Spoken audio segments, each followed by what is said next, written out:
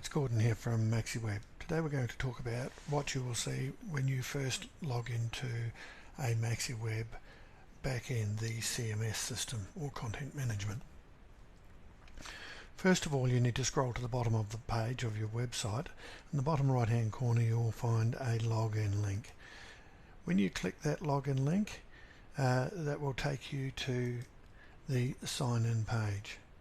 You will have been given a password a username and password when we first delivered the site to you. In most cases it'll be admin1 and the password which we gave you at the time. Click the login button and this should log you in.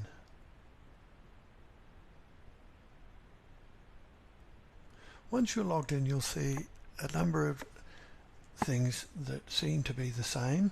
The website will appear for all intents and purposes as the same. The login will now have changed to the log out. But the most important thing that you'll see is at the top of the page you'll see a new menu bar in place. Let's explain what the basic things or the basic items on this menu bar are. Is the edit button, which is the pencil. If you click that, it will turn green and place the website into edit mode. Once it turns green and the website is in the edit mode, any sliders that you have in place will be disabled. But when you slide or move the mouse pointer over a particular area, the outline of that area or block, as we commonly call it, will turn green if it is in a page sense or a strict page sense, or if it is in what we call a global area, the outline will turn blue. A global area is a global area that is represented on every page exactly the same way. So as you can see, it's pretty simple how to work. You'll see most of these areas. If you see in a block or a global area site-wide, that's telling you that this is a global area as well. So what we're seeing here is we see this little tag here called main. What that's telling us is that is the main block for that area. So we have a main block, perhaps we have a page footer block in a page, and then inside those blocks we place other items such as layouts, such as text areas and columns. So for instance, what you're seeing here is column 1, column 2, column 3.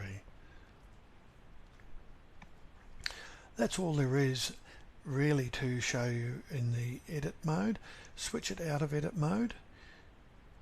You have the next item along, which is this little gear, is the design area. This is where you design the colors and put in the different items for your SEO being search engine optimization.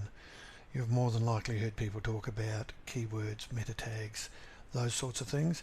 There's plenty of information about those on the web, and I would suggest that you have a look at Google and put those in and have a look there.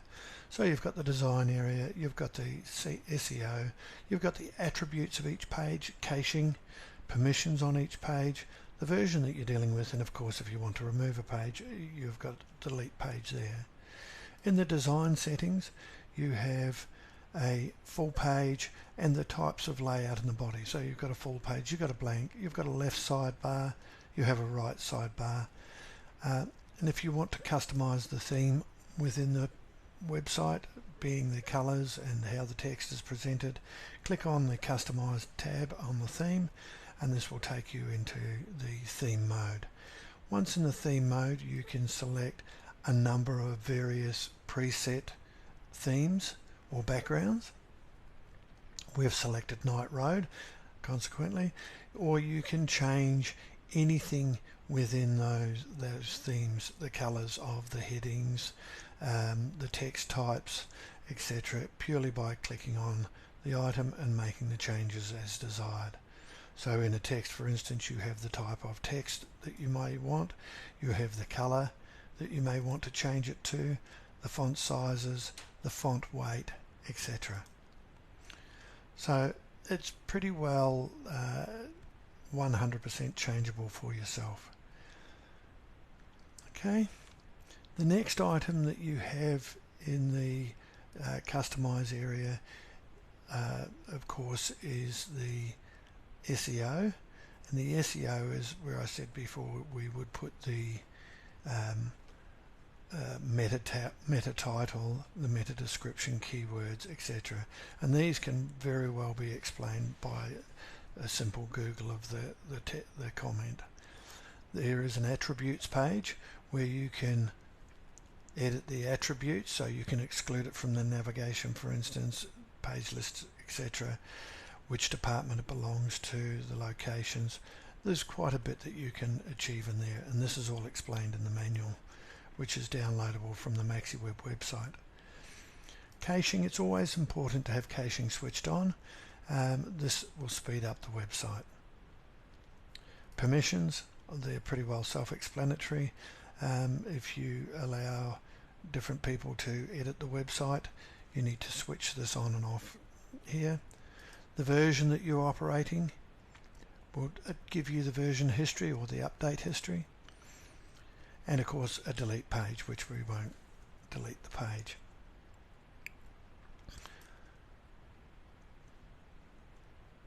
The other things that you would need to look at is the plus sign here. The next item is the plus sign. This is where you would add a block or a item to a page. So on the plus, if you click the plus sign, it will give you a list of several items that you can utilize, and it's very simple to use these. They are purely drag and drop, so if you want to add another text block into here, it's just a matter of drag it across and add it to the page in the right area. Takes a moment to load. Once it's loaded, you have the menu bar at the top, and it's pretty simple stuff. Just type away. What you'll also find when you hover over a block or an area, there's a cross in the top right hand corner. This allows you to move the block around.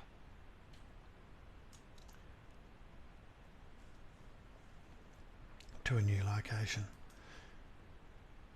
There are a number of items and they're pretty well self-explanatory. If you want to add an image to a page, navigation, and these are all well explained within the user manual obtainable from download on our site. If you go up to the top of the page here next to blocks, you'll see a drop down list. If you click on that, you'll see a number of items inside here as well. So you've got the blocks, which we're on at the moment. We've got clips and stackboard, clipboard and stackboard. How this works is if, for instance, you want to add a particular block to copy to another place elsewhere, it's as simple as this. In edit mode, you click on the block, copy to clipboard. Now if we go back and have a look at the clipboard, that should be sitting inside the clipboard. Look at the clipboard, and there it is there. To paste it into a new area, it's simple once again, is just drag and drop the item. Once you're finished with the items in the clipboard, it's very easy to delete them and clean up your clipboard. Okay. On the right hand side here we have a search area which will search both inside the site and across the internet. We have the page additions, so if you wish to add a new page to your website, this is where you would add the new pages from, and it will also display a sitemap for you. The next area is the dashboard and the different areas within the dashboard that you can navigate to. That's it for today's tutorial. One last thing, of course, you can either sign out at this area here from the dashboard, or you can scroll down to the bottom of the page. So we'll just close that off, scroll to the bottom of the page, click log out.